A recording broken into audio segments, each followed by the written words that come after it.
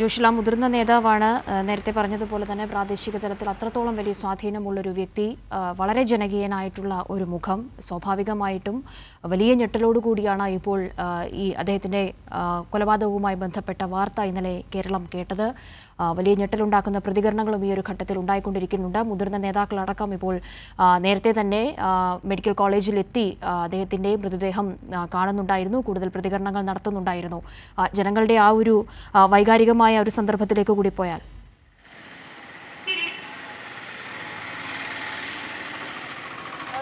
ഇന്നലെ രാത്രിയോടുകൂടി തന്നെ കൊയിലാണ്ടി താലൂക്ക് ആശുപത്രി നിറഞ്ഞിരുന്നു, ജനങ്ങളെ കൊണ്ട് നിറഞ്ഞിരുന്നു എന്നുള്ളതാണ്. നാട്ടിൽ അത്രയേറെ പ്രിയപ്പെട്ടവനാണ്, നാട്ടുകാരുടെ എല്ലാ പ്രശ്നങ്ങളിലും ഇടപെടുന്ന ഒരാളാണ് മരിച്ചിരിക്കുന്നത്. മാത്രമല്ല, നാട്ടിൽ ഇപ്പോൾ ഉത്സവം നടക്കുന്ന ഒരു കാലം കൂടിയാണ്. ആ ഒരു ഉത്സവ കാലത്താണ് ഇത്തരത്തിൽ ഒരു സംഭവം നടന്നിരിക്കുന്നത്.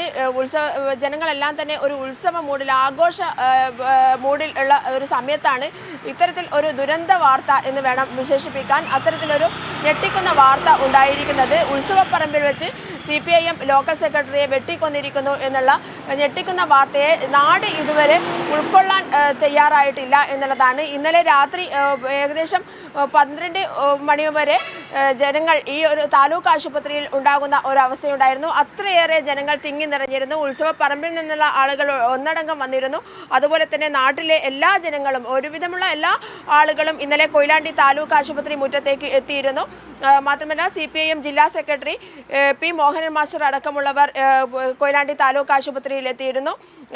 കാനത്തിൽ ജമീല MLA, മുൻ MLA ആയിരുന്ന A പ്രദീപ് കുമാർ, ഇവരൊക്കെ തന്നെ ഇന്നലെ രാത്രി നിരവധി DYFI നേതാക്കളടക്കം ഇന്നലെ രാത്രി തന്നെ കൊയിലാണ്ടി താലൂക്ക് ആശുപത്രിയിൽ എത്തിയിരുന്നു.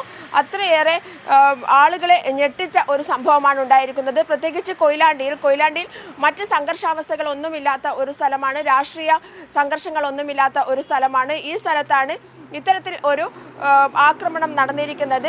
സംഭവ സ്ഥലത്ത് വെച്ച് തന്നെ ഏകദേശം അവിടെ നിന്നും കൊയിലാണ്ടി താലൂക്ക് ആശുപത്രിയിലേക്ക് 1 മണിക്കൂറിനകം തന്നെ എത്തിച്ചിരുന്നു. എന്നാൽ അരമണിക്കൂർ ആകുമ്പോഴേക്കും സത്യനാഥൻ വഴിയിൽ വെച്ച് തന്നെ മരണപ്പെട്ടിരുന്നു എന്നുള്ളതാണ്. സർജിക്കൽ ബ്ലേഡ് ഉപയോഗിച്ചാണ് ഈ കൊലപാതകം നടത്തിയിരിക്കുന്നത്. കഴുത്തിൻ്റെ 2 വശങ്ങളിലും ഇതുമായി മുറിവേറ്റിരുന്നു. പെട്ടെന്ന് തന്നെ വളരെ ആഴത്തിലുള്ള മുറിവേൽപ്പിക്കാൻ പറ്റുന്ന ആയുധമാണ് ഉപയോഗിച്ചത് എന്നാണ് പോലീസ് പറയുന്നത്. പ്രതി അഭിലാഷ് ഇന്നലെ തന്നെ പോലീസ് സ്റ്റേഷനിൽ കീഴടങ്ങിയിരുന്നു.